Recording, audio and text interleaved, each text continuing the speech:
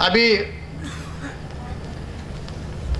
कुछ वक्तागण बता रहे थे कि ब्राह्मण लोगों को अपना यहाँ वर्चस्व हमेशा रखना है और उसकी कोशिश करते हैं, और जो आरएसएस और बीजेपी जो बनी है वो उसी उद्देश्य से बनी है। ये सच है कि आरएसएस जब बनी तो उनका उद्देश्य था कि ब्राह्मणी व्यवस्था को कायम रखना और हिंदू राष्ट्र के नाम से ब्राह्मण्यवादी राष्ट्र इस देश में लाना, यही उनका उद्देश्य था। लेकिन आगे चलकर बीजेपी आई और वो पॉलिटिक्स में चले गए। फिर जो कट्टर ब्राह्मण्यवादी थे वो सोचने लगे कि अब ये लोग एम्बिशियस बन गए हैं, जो अपना मुख्य उद्देश्य है ब्राह्मण्यवादी राष्ट्र का निर्माण करना, अब ये इनके बस की बात नहीं है। तो इसलिए उन्होंने अभिनव भारत नाम की एक संस्था, एक संगठन शुरू किया। और ये संगठन क्या करता था? ये संगठन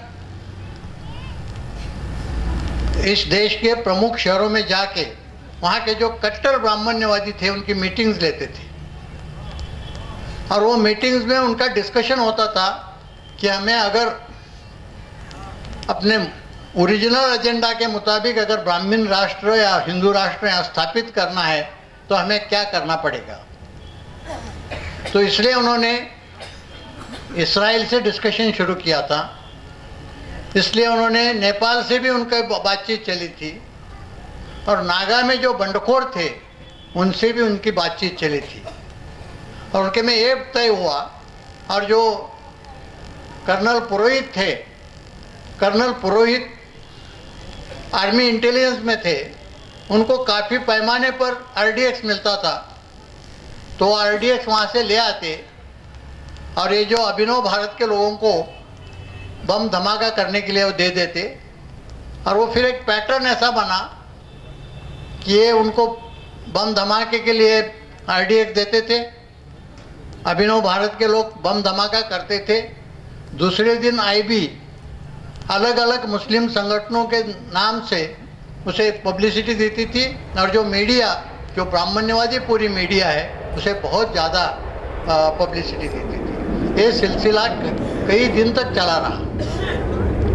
जब हेमंत करकरे ने ये 3 लैपटॉप हासिल किए, बरामद किए, तो उसमें उनके जो भी मीटिंग थे वो एक गलती किए थे जो ब्राह्मणों ने हजारों सालों में नहीं गलती की, वो गलती उन्होंने इस बार की थी। वो गलती ये थी कि जो भी उनके मीटिंग होते थे उसके वो वीडियो या ऑडियो रिकॉर्डिंग करके वो रिकॉर्डिंग वो अपने लैपटॉप में रखते थे। तो ऐसे 24 मीटिंग के रिकॉर्डिंग ये 3 लैपटॉप में थे। हेमंत करकरे क्या करते थे? हेमंत करकरे एक एक मीटिंग का जो ट्रांसक्रिप्ट है वो देखते थे, जिनके शक्ल जो भी बड़े बड़े नेता थे, पॉलिटिकल लीडर्स भी थे, रिलीजियस लीडर्स भी थे, बड़े बिल्डर्स और डायमंड मर्चेंट्स, ऐसे बड़े लोग भी उसमें थे। इंडिया के जितने इम्पोर्टेंट ब्राह्मणिस्ट लीडर हैं वो सबकी शक्लें उसमें थी। हेमंत करकरे एक क्लिप देखते थे और उसमें जिनके नाम थे उनको बुला के उनकी पूछताछ शुरू करते थे, इंट्रोगेशन शुरू करते थे। उन्होंने एक क्लिप देखी, दूसरी क्लिप देखी, तीसरी क्लिप देखी, ये सब लोग घबरा गए।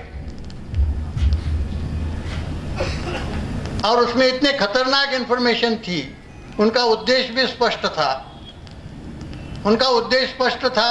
एक ही मीटिंग का, अगर आप वक्त होगा मुझे वक्त देंगे, तो एक मीटिंग का मैं कुछ बौरा है 3 मीटिंग का उन्होंने ट्रांसक्रिप्ट किया। बाकी मीटिंग का करने के पहले उनको मारा दिया। 24 मीटिंग का उसमें बौरा था। 3 मीटिंग का ट्रांसक्रिप्ट करके वो इंक्वायरी कर रहे थे, तब तक बॉम्बे अटैक हो गया और उनको मारा गया। तो उसमें कि 2008 जनवरी में फरीदाबाद में जो मीटिंग हो गई, तो उसका जो ट्रांसक्रिप्ट था वो उन्होंने मालेगांव जो इन्वेस्टिगेशन हुआ उसके चार्जशीट के साथ जोड़ के रखा था, लेकिन वो चार्जशीट कोर्ट में जाने के पहले ही उनको मारा गया। फिर भी सबको पता था कि इन्होंने वो जो ट्रांसक्रिप्ट है, जो बौरा है, उसे जोड़ा है। तो उनके हत्या के बाद भी वो चार्जशीट के साथ वो जो ट्रांसक्रिप्ट है वो चला गया और आज भी वो ट्रांसक्रिप्ट कोर्ट में मौजूद है और ये पब्लिक डॉक्यूमेंट है, ऐसा कुछ कॉन्फिडेंशियल नहीं है। तो उसमें कि इम्पोर्टेंट पॉइंट मैं बताता हूँ, एक मीटिंग का है, ऐसे 24 मीटिंग हुई थी। ये मीटिंग कुछ इंग्लिश में और कुछ हिंदी में हुई थी, ज़्यादातर हिंदी में थी, कुछ कुछ अंग्रेजी वर्ड इंग्लिश वर्ड्स वो बोलते थे। तो उनके उद्देश्य क्या थे, उनका पैटर्न क्या था, ये सब बातें उससे पता चलती हैं। पुरोहित, लेफ्टिनेंट कर्नल पुरोहित वो मीटिंग में बोलते हैं अपना उद्देश्य क्या है, will fight the constitution. A work serving army officer है पुरोहित, लेफ्टिनेंट कर्नल पुरोहित। पुरोहित बोलते हैं we will fight the constitution, will fight the nation, this nation is not ours. वो बोलता है एक जो संविधान है इससे हमें लड़ना है, ये राष्ट्र से भी लड़ना है, अपना राष्ट्र ही नहीं है। पुरोहित फिर आगे बोलते हैं we have to fight the constitution, we have to fight for our independence. अपने स्वतंत्रता के लिए लड़ना है, अपनी यानी ब्राह्मणों की। फिर वो हिंदी में बोलते हैं इस संविधान को मानना ही नहीं है, नॉकिंग डाउन ये एक ही तरीका आवश्यक है। ये संविधान को हमें मानना नहीं है, इसे खत्म करना एक ही तरीका है। फिर उपाध्याय करके वो भी रिटायर्ड आर्मी ऑफिसर है, वो बोलते हैं this constitution is not applicable to us, will not be acceptable to us, another constitution will come into place, then Hindu Rashtra is establish. ये घटना अपने को एक्सेप्टेबल नहीं है, इसे मानना ही नहीं है, नई घटना बनाना चाहिए और फिर अपना हिंदू राष्ट्र बनेगा। तो फिर उसमें सुधाकर द्विवेदी, जो दयानंद पांडे के नाम से भी पहचाने जाते हैं, सुधाकर द्विवेदी भी हैं और वो खुद को शंकराचार्य कहते थे, वो फिर नई कॉन्स्टिट्यूशन क्या होगी वो उसका सजेशन देते हैं। वो बताते हैं राज्य व्यवस्था का हमारे यहाँ कुछ पौराणिक शास्त्र है, हमारी जो स्मृतियाँ हैं, जो बाबा साहब ने स्मृति एक जलाई, कौन सी, मनुस्मृति, तो ये सब स्मृतियाँ जो हैं वही हमारी संविधान है इस समाज की। इस समय 14 स्मृतियाँ हैं हमारे इस देश में, उन सारे को इकट्ठा कीजिए। जैसी एक मनुस्मृति थी वैसे बोलते हैं 14 स्मृतियाँ हैं, उनको इकट्ठा कीजिए, वही हमारी कॉन्स्टिट्यूशन है, वही हमारा संविधान है। फिर पुरोहित बोलते हैं इस देश में हमें वेदों के मुताबिक जो बताया गया है सनातन हिंदू धर्म, वैदिक धर्म, वो चाहिए। तो अपने को क्या चाहिए ये भी वो स्पष्ट करते हैं। फिर इसके लिए जो उन्होंने ये कर रहे हैं, नेपाल के साथ क्या डिस्कशन हुआ, इसराइल के साथ क्या डिस्कशन हुआ, उसका भी काफी ब्यौरा है उसमें, के कुछ अंक मैं आपको पढ़ के दिखाऊंगा। किंग ज्ञानेंद्र के साथ हमारी मीटिंग तय थी 24 जून को और 2007 को, पिछले साल। और ये हमारी मीटिंग तय हुई थी 13 फरवरी को टेलीफोनिकली। और एक प्रज्वाल करके हैं, प्रज्वाल, उनको इंटेलिजेंस में अभी ब्रिगेडियर बनाया गया है, वो हमने इसके लिए बहुत कष्ट करके मीटिंग, उन्होंने बहुत कष्ट करके मीटिंग की थी। ये प्रज्वाल नेपाल के ब्रिगेडियर थे, उन्होंने मीटिंग की थी अभिनव भारत की और वहाँ के किंग ज्ञानेंद्र की। King has accepted our proposal. मेरा उनको प्रपोजल ये था कि मेरे 20 लोग आपके यहाँ से ऑफिसर बन के ट्रेनिंग करेंगे हर 6 महीने से।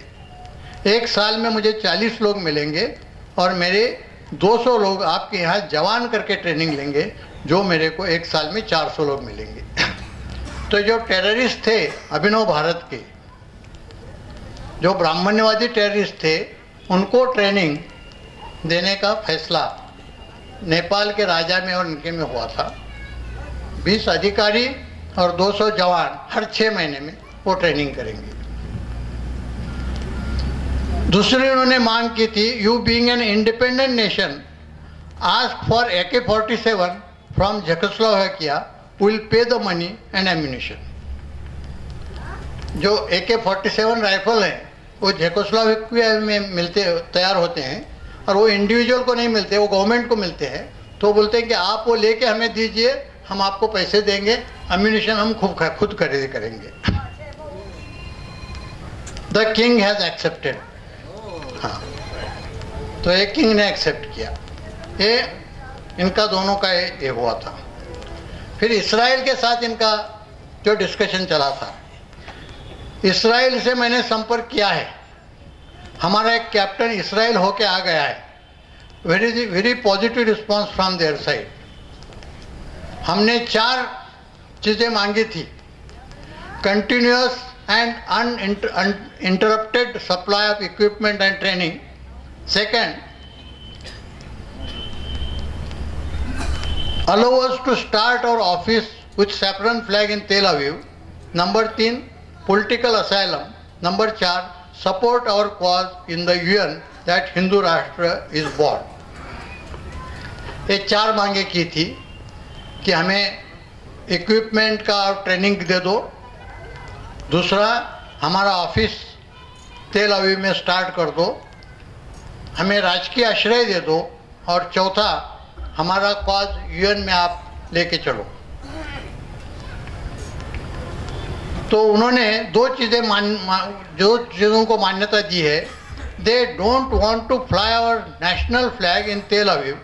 बोलते हैं कि हमारे यहाँ जो भारत के साथ संबंध ठीक हो रहे हैं, हमको वो चाहिए, वो खराब हो जाएंगे। और दूसरी बात ये बोल रहे हैं कि हम आपको जो ये इंटरनेशनल फोरम में इस सिचुएशन में अभी इस हालात 2 सालों तक सपोर्ट नहीं करेंगे जब तक आपकी मूवमेंट कुछ मोमेंटम गैदर नहीं करती है।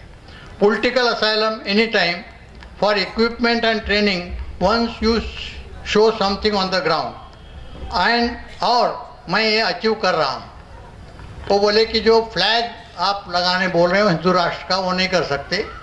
यूएन में भी आपका कॉज हम अभी नहीं कर सकते लेकिन ट्रेनिंग इक्विपमेंट आपको कभी भी मिलेगा और राजाश्रय आपको कभी भी मिलेगा। तो ये आश्वासन इसराइल से मिला। फिर नागालैंड में जो बंडखोर गवर्नमेंट था उसे कंट्रोल करने के लिए हमारे आर्मी ऑफिसर भेजे जाते थे। जब इनको भेजा गया था पुरोहित को, तो पुरोहित ने वो बंडखोर जो नागा थे उनसे साठगांठ कर ली और उनके साथ 7 साल का उन्होंने गठबंधन किया कि 7 साल तक ये नागा के जो रिबेल गवर्नमेंट है उसे सपोर्ट करेंगे और नागा के रिबेल हिंदू राष्ट्र को सपोर्ट करेंगे। तो उसमें ये बोलते हैं कि आज के तारीख में NSCIM और NSCL का विघटन हो गया है तान सुकों को हटा के, और वो पैरेलल गवर्नमेंट काम कर रहे थे पिछले 50 साल से 55 साल से।